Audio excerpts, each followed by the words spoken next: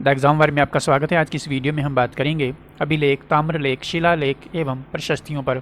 UPSC civil सेवा से लेकर के एक दिवसीय परीक्षाओं तक लगभग सभी परीक्षाओं में इस टॉपिक से प्रश्न पूछे जाते हैं। इस वीडियो को देखने के पश्चात इस टॉपिक से आए प्रश्नों को आप एग्ज़ाम में आसानी से कर पाएंगे। तो चलिए शुरू करते हैं।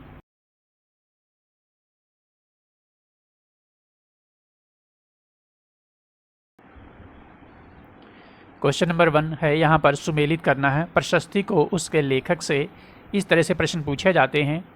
अभिलेख को उनके लेखक से सुमेलित करना, या अभिलेख को उनके शासक से, या अभिलेख कहाँ पर स्थित है, इस तरह से प्रश्न पूछे जाते हैं। और लगभग सभी परीक्षाओं में एक दो प्रश्न आ ही जाते हैं। तो पहला है यहाँ पे मंदसौर प्रशस्ति। इसके लेखक बालादित्य नहीं हैं, वासुल हैं। ग्वालियर प्रशस्ति की बात करें तो इसके लेखक बालादित्य हैं। देवपाड़ा प्रशस्ति के लेखक उमापतिधर हैं, और वहीं हरहा प्रशस्ति के लेखक रवि शांति हैं। इसे याद रखिएगा। मंदसौर प्रशस्ति की बात करें तो ये मालवा नरेश यशोवर्मन की प्रशस्ति है। प्रशस्ति का आशय प्रशंसा से होता है, ठीक है। ग्वालियर प्रशस्ति की बात करें तो ये गुर्जर प्रतिहार शासक मिहिर भोज की प्रशस्ति है। गुर्जर प्रतिहार शासकों की जो राजनीतिक उपलब्धियां हैं और उनकी वंशावली, उसको जानने का एक मुख्य साधन ग्वालियर प्रशस्ति है। और ये मिहिर भोज की प्रशस्ति है। मिहिर भोज को लेकर के आपने समाचार पत्रों में पढ़ा होगा, दो समुदायों में कटु विवाद का विषय भी बना हुआ है। गुर्जर समुदाय के लोग मिहिर भोज को गुर्जर मानते हैं, और वहीं राजपूत समुदाय के लोग मिहिर भोज को राजपूत क्षत्रिय मानते हैं। और इतिहासकार भी अलग अलग मत रखते हैं, इसलिए यह विवाद का विषय बना हुआ है। देवपाड़ा प्रशस्ति ये वेस्ट बंगाल में है। हरहा प्रशस्ति की स्थिति की बात करें तो ये उत्तर प्रदेश के बाराबंकी जिले में स्थित है। तो इस तरह से आपका जो करेक्ट आंसर है वो 2, 1, 3, 4 हो जाता है, ठीक है। इसके बाद क्वेश्चन नंबर 2 देखते हैं। निम्नलिखित में से कौन सा एक कथन सही नहीं है? जूनागढ़ अभिलेख चंपू शैली में लिखा गया है। अभिलेखों के अध्ययन को एपिग्राफी कहते हैं। बंसखेड़ा लेख पर हर्ष के हस्ताक्षर हैं, और अशोक के अभिलेखों पर दक्षिणी राज्य का उल्लेख नहीं मिलता है। तो इसमें आपको जो कथन सही नहीं है उसको बताना है, यानी कि असत्य कथन का चयन करना है। तो जूनागढ़ अभिलेख चंपू शैली में लिखा गया है, ये बिल्कुल सही है। यदि आप हिंदी साहित्य के अभ्यर्थी हैं तो आपको पता होगा चंपू शैली क्या होती है।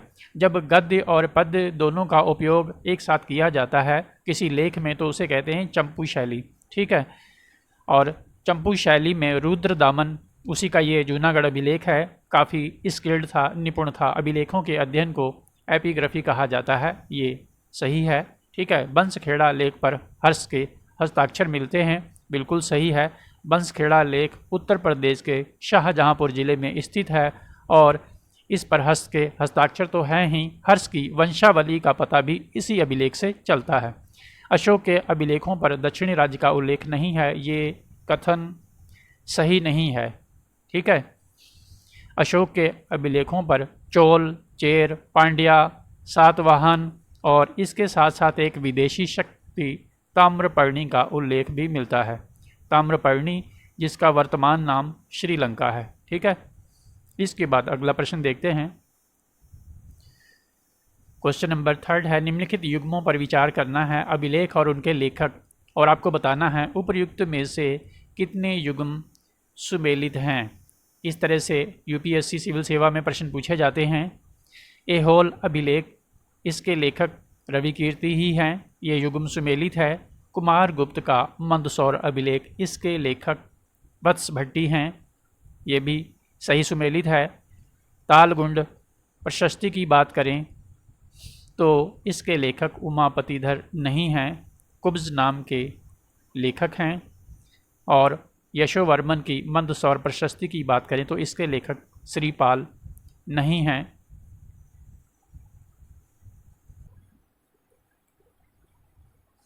यशोवर्मन की मंदसौर प्रशस्ति के लेखक हैं वासुल, याद रखिएगा। और ये मध्य प्रदेश के मंदसौर में स्थित है। बात करें यशोवर्मन की तो यशोवर्मन की हूण राजा मिहिरकुल पर विजय का पता इसी मंदसौर प्रशस्ति से चलता है। तालगुंड प्रशस्ति की बात करें तो इस प्रशस्ति से पता चलता है कि कदम्ब वंश के शासक काकुत्स्वर्मन की बेटी का विवाह गुप्त वंश के शासक चंद्रगुप्त द्वितीय के बेटे कुमारगुप्त से हुआ था। चंद्रगुप्त द्वितीय को विक्रमादित्य भी कहा जाता है। कहीं कहीं आपने चंद्रगुप्त विक्रमादित्य पढ़ा होगा, कहीं कहीं चंद्रगुप्त द्वितीय विक्रमादित्य। विक्रमादित्य उसकी उपाधि थी। ठीक है, इसे भी याद रखिएगा। तो इस तरह से यहाँ पर 2 ही युग्म सुमेलित हैं। इसके बाद हम क्वेश्चन नंबर अगला देखते हैं। निम्नलिखित में से किस स्थान से प्राप्त प्राचीन अभिलेख में 12 खड़ी का पुराना साक्ष्य मिलता है? 12 खड़ी आपने हिंदी वर्णमाला में बचपन में पढ़ा होगा। इसका पुराना साक्ष्य कहाँ से मिलता है? तो इसका करेक्ट आंसर है सुध। ठीक है, ये हरियाणा में स्थित है। हरियाणा में ये यमुनानगर स्थित है, यमुनानगर में। ठीक है, बनावली की बात करें तो ये फतेहाबाद में है, हड़प्पन साइट है। ठीक है, खोखरा कोट ये रोहतक में है, और हाट की बात करें तो ये जींद में है। ठीक है, जींद का पुराना नाम जैजेवती था, और यहाँ से बड़ी मात्रा में योधेय सिक्के प्राप्त हुए हैं, जिन्हें हरियाणा पुरातत्व संग्रहालय झज्जर में सुरक्षित रखा गया है। इसके बाद अगला प्रश्न देखते हैं। निम्नलिखित में से कौन सा एक लेख भारत में अकाल से निपटने एवं राशनिंग व्यवस्था का उल्लेख करने वाला प्राचीनतम अभिलेख है, यानी कि सबसे पुराना अभिलेख है? बंसखेड़ा ताम्रलेख, सोहगोरा रुद्रदामन का जूनागढ़, या एहोल अभिलेख? तो करेक्ट आंसर इसमें हो जाएगा सोहगोरा अभिलेख। ठीक है, इस अभिलेख से पता चलता है अकाल से निपटने एवं राशनिंग व्यवस्था का उल्लेख। ठीक है, ये उत्तर प्रदेश के गोरखपुर में राप्ती नदी के किनारे पर स्थित है, और ये मौर्य काल का है। ठीक है, याद रखिएगा। इसके बाद अगला प्रश्न है। निम्नलिखित में से कौन सा एक स्तूप अशोक द्वारा निर्मित नहीं है? भरहुत, सांची, बोधगया या पिपरहवा? तो इसमें करेक्ट आंसर आपका हो जाएगा पिपरहवा। ये अशोक द्वारा निर्मित नहीं है, बल्कि शाक्यों द्वारा इसका निर्माण किया गया था और कुषाणों द्वारा इसका विस्तार किया गया था। भरहुत स्तूप की बात करें तो ये मध्य प्रदेश के सतना डिस्ट्रिक्ट में स्थित है। सांची आप जानते ही हैं, बोधगया नाम में ही दे रखा है। ठीक है, इसके बाद अगला प्रश्न है। स्कंदगुप्त द्वारा हूणों की पराजय का पता किस अभिलेख से चलता है? उदयगिरी, भितरी, मंदसौर या इलाहाबाद? स्कंदगुप्त द्वारा हूणों की पराजय का पता भितरी स्तंभ लेख से चलता है। ठीक है, ये गाजीपुर उत्तर प्रदेश में स्थित है। ठीक है, स्थान का नाम भी अवश्य याद रखिएगा। और इसी से पता चलता है स्कंदगुप्त द्वारा हूणों की पराजय। शुंग वंश के शासक पुष्यमित्र शुंग और हूणों के साथ स्कंदगुप्त का युद्ध होता है। हूणों का पहला भारतीय आक्रमण भी स्कंदगुप्त के काल में ही हुआ था। हूणों से देश की रक्षा करने के कारण स्कंदगुप्त को देश रक्षक भी कहा जाता है। ठीक है, इस पॉइंट को भी याद रखिएगा। और हूण मध्य एशिया की एक बर्बर जाति थी। ठीक है, इसके बाद अगला प्रश्न देखते हैं। अब तक प्राप्त संस्कृत अभिलेखों में सर्वाधिक प्राचीन अभिलेख कौन सा है? रुद्रदामन का जूनागढ़, खारवेल का हाथी गुम्फा, मंदसौर या उदयगिरी? तो करेक्ट आंसर हो जाएगा, अब तक जो प्राप्त संस्कृत अभिलेख मिले हैं उनमें सबसे प्राचीन या प्राचीनतम अभिलेख रुद्रदामन का जूनागढ़ अभिलेख है। ठीक है, रुद्रदामन के साथ साथ इस अभिलेख पर चंद्रगुप्त और अशोक के नाम एक साथ मिलते हैं, और स्कंदगुप्त का नाम भी इस पर मिलता है। ठीक है, रुद्रदामन को यदि मिला लें तो इस पर कुल 4 शासकों के नाम मिलते हैं। इस पॉइंट को याद रखिएगा, वेरी इंपॉर्टेंट है। सुदर्शन झील की बात भी इसी अभिलेख में है। इसके बाद अगला प्रश्न देखते हैं। निम्नलिखित में से किस अभिलेख में जनगणना का साक्ष्य मिलता है? ठीक है, हाथी गुम्फा, बैराट, मानसेहरा या कालसी? तो जनगणना का जो साक्ष्य है वो मिलता है खारवेल के हाथी गुम्फा अभिलेख से। ठीक है, ये उड़ीसा के पुरी ज़िले में है। हाथी गुम्फा अभिलेख की स्थिति याद रखिएगा, उड़ीसा के पुरी ज़िले में है। उदयगिरी खंडगिरी की गुफा संख्या 14। ठीक है, वहाँ पर ये लेख मिलता है। खारवेल कलिंग के चेदी राजवंश का शासक था। चेदी राजवंश को महामेघवाहन भी कहते हैं। ठीक है, महामेघवाहन वंश भी कहते हैं। ठीक है, कंफ्यूज नहीं होना है। महामेघवाहन वंश या कलिंग का चेदी वंश ये एक ही बात है। इसी का ये शासक था। खारवेल महाराज की उपाधि धारण करने वाला पहला भारतीय शासक था। इस पॉइंट को भी याद रखिएगा, वेरी इंपॉर्टेंट है। प्रश्न में पूछा जा सकता है। ठीक है, बैराट शिलालेख की बात करें तो ये राजस्थान के जयपुर में है, मानसेहरा पाकिस्तान में है और कालसी उत्तराखंड में है। ठीक है, चक्राता तहसील देहरादून उत्तराखंड। असत्य कथन का चयन करना है। अगला प्रश्न है, सर्वाधिक अभिलेख अशोक के काल में मिले हैं। गुप्त काल में सर्वाधिक अभिलेख समुद्रगुप्त के मिले हैं। अभिलेखों का प्रचलन सर्वप्रथम अशोक ने शुरू किया। जूनागढ़ अभिलेख विशुद्ध संस्कृत में लिखा पहला अभिलेख है। तो इसमें असत्य कथन है, सर्वाधिक अभिलेख अशोक के काल में मिलते हैं, बिल्कुल सही है। गुप्त काल में सर्वाधिक अभिलेख समुद्रगुप्त के नहीं मिले हैं। ठीक है, ये कथन असत्य हो जाता है। करेक्ट आंसर इसमें कुमारगुप्त होगा।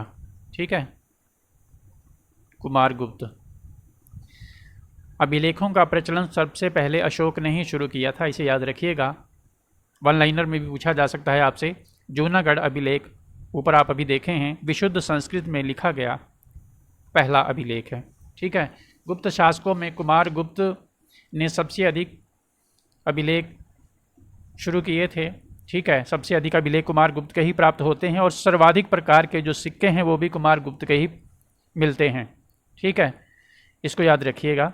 इसके बाद अगला प्रश्न है,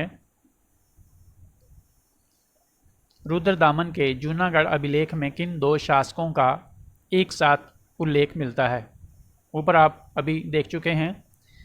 ठीक है, तो यहाँ पर करेक्ट आंसर अब आप बता पाएंगे, अशोक और चंद्रगुप्त मौर्य। इन दो शासकों का नाम एक साथ मिलता है।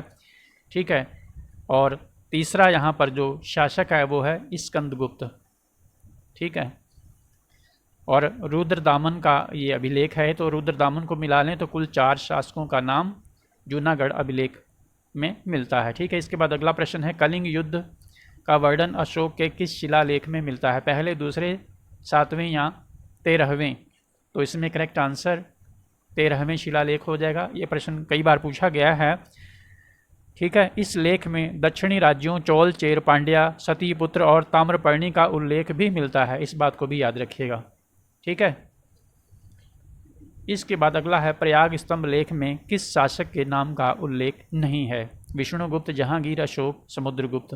तो इसमें करेक्ट आंसर आपका विष्णुगुप्त हो जाएगा। प्रयाग स्तंभ लेख या प्रयाग प्रशस्ति में अशोक, समुद्रगुप्त और जहांगीर ये तीनों नाम मिलते हैं। जहांगीर के साथ साथ बीरबल का नाम भी इसमें मिलता है। ठीक है, तीनों नाम याद रखिएगा, ये तीनों नाम मिलते हैं और साथ में बीरबल का नाम भी। ठीक है, इसके बाद हम अगला प्रश्न देखते हैं। अगला प्रश्न है, सुमेलित करना है लेख को संबंधित शासक के साथ। पहला है वराह ताम्र लेख, मिहिर भोज, राधनपुर लेख, गोविंद तृतीय, खलीमपुर, धर्मपाल और अवसर अभिलेख आदित्य सेन। तो यहाँ पर वराह ताम्र लेख ये मिहिर भोज का है, सही सुमेलित है। वराह ताम्र भोज की स्थिति की बात करें तो ये उत्तर प्रदेश के कन्नौज में स्थित है। ठीक है, कन्नौज का पुराना नाम महोदय नगर था। ठीक है, राधनपुर लेख की बात करें तो ये राष्ट्रकूट शासक गोविंद तृतीय का है। खलीमपुर अभिलेख की बात करें तो पाल वंश के जो शासक हैं धर्मपाल।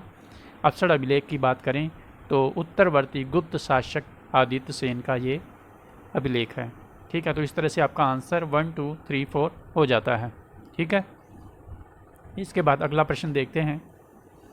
अशोक के 2 स्तंभ मेरठ और टोपरा को दिल्ली किस शासक द्वारा लाया गया? वेरी इंपॉर्टेंट क्वेश्चन है, पहले पूछा भी जा चुका है। कुतुबुद्दीन ऐबक, अलाउद्दीन खिलजी, इल्तुतमिश या फिरोज शाह तुगलक? तो करेक्ट आंसर हो जाएगा फिरोज शाह तुगलक। टोपरा ये भी हरियाणा के यमुनानगर में स्थित है। ठीक है, यमुनानगर। ठीक है, इसके बाद अगला प्रश्न देखते हैं। निम्नलिखित में से किस शासक ने एक तरफ संस्कृत मुद्रा लेख के साथ चांदी के सिक्के जारी किए? शेरशाह, अकबर, महमूद गजनवी या मोहम्मद गोरी? तो एक तरफ संस्कृत मुद्रा लेख के साथ चांदी के सिक्के जारी किए थे महमूद गजनवी ने। ठीक है, वेरी इंपॉर्टेंट है, इसे याद रखिएगा। इसके बाद अगला प्रश्न है, किस लेख से जानकारी मिलती है कि राष्ट्रकूट शासक अमोघ वर्ष ने अपने राज्य को भीषण अकाल से बचाने के लिए लक्ष्मी देवी को अपनी उंगली काटकर चढ़ा दी? संगली, राधनपुर, संजन या ग्वालियर? तो इसमें करेक्ट आंसर हो जाएगा संजन ताम्रलेख। ठीक है, इससे पता चलता है अमोघ वर्ष ने राज्य को भीषण अकाल से बचाने के लिए लक्ष्मी देवी को अपनी उंगली काट करके चढ़ा दी। ठीक है, अमोघ वर्ष को कुछ इतिहासकार दक्षिण का अशोक भी मानते हैं, तो कुछ इससे सहमत नहीं हैं। ठीक है, और इसने सांसारिक मोह माया से ऊब करके अपना राजपाट त्याग दिया और जीवन के अंतिम दिनों में तुंगभद्रा नदी में जल समाधि ली। ठीक है, अमोघ वर्ष की कन्नड़ भाषा में एक रचना भी है जिसका नाम है कविराज मार्ग। ठीक है, इसे भी याद रख लीजिएगा, कविराज मार्ग। और अमोघ वर्ष के दरबार में दो कवि भी रहते थे जिनका नाम आपको पता होना चाहिए। पहला है जिनसेन और दूसरा है महावीराचार्य। ठीक है, महावीराचार्य। जिनसेन की बात करें तो इन्होंने आदि पुराण की रचना की। ठीक है, पुस्तक का नाम है आदि पुराण। और महावीराचार्य की बात करें तो इन्होंने गणित सार संग्रह की रचना की थी। सुमेलित करने के लिए पूछा जा सकता है, इम्पॉर्टेंट है। इसके बाद अगला प्रश्न देखते हैं। राधनपुर लेख की बात करें तो ये राष्ट्रकूट शासक गोविंद तृतीय का है, ऊपर आप देख चुके हैं। अगला प्रश्न,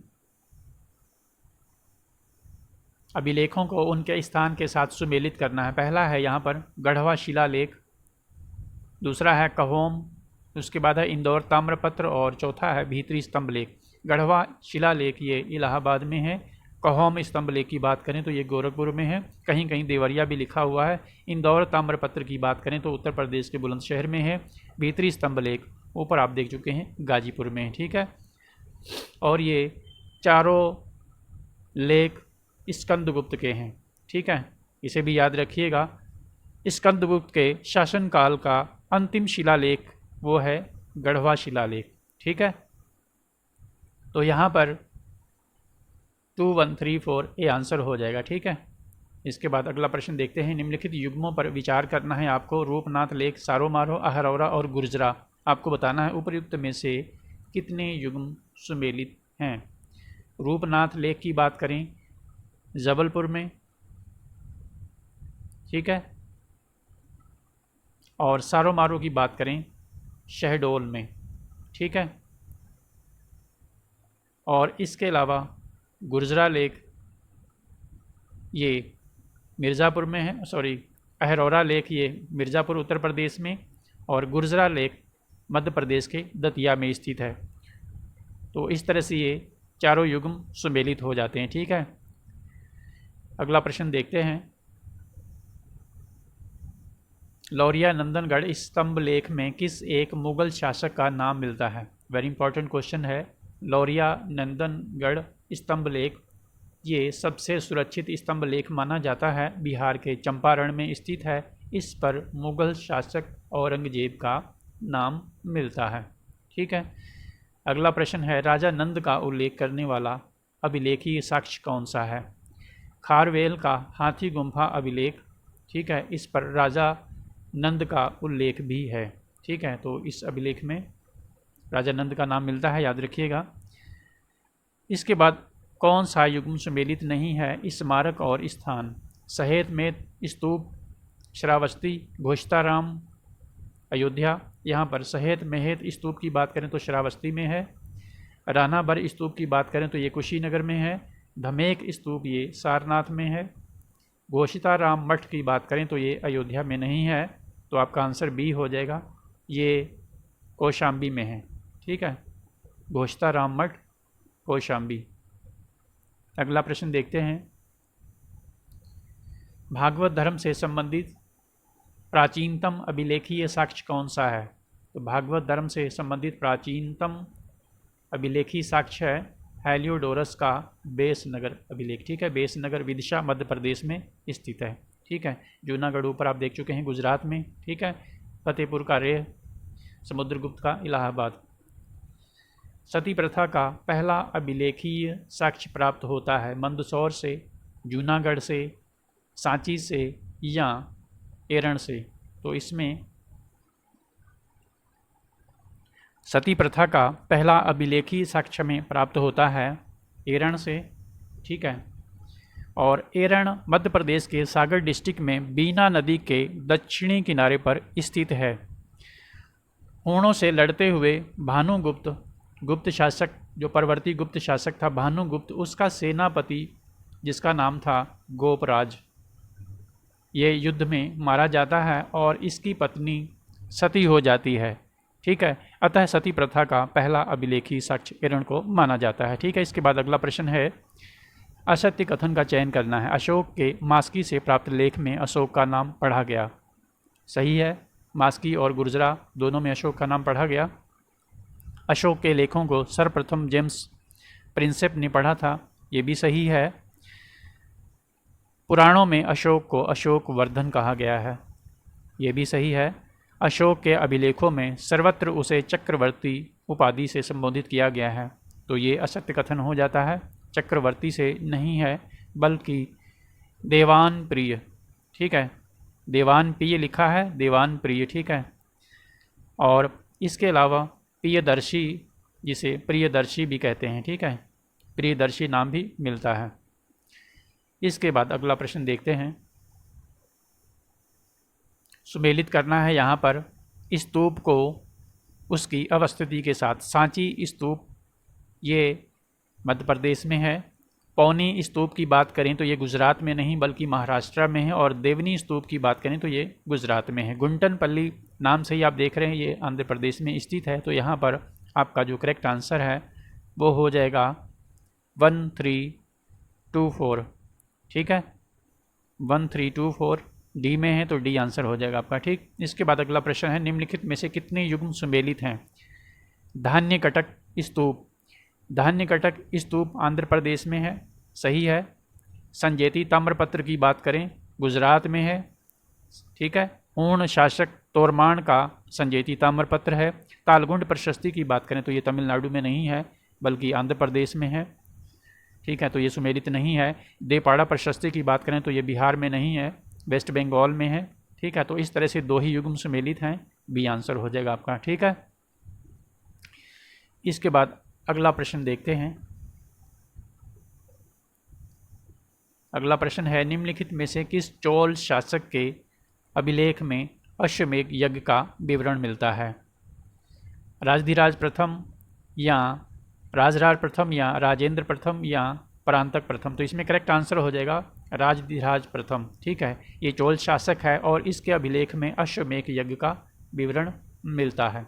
ठीक है, और यदि अभिलेख का नाम जानना चाहें तो अभिलेख का नाम है मणिमंगलम। ठीक है, मणिमंगलम अभिलेख, इस अभिलेख से अश्वमेध यज्ञ का विवरण मिलता है। और वहीं अश्वमेध यज्ञ की जानकारी देने वाला पहला अभिलेख धनदेव का अयोध्या अभिलेख है, इस बात को याद रखिएगा।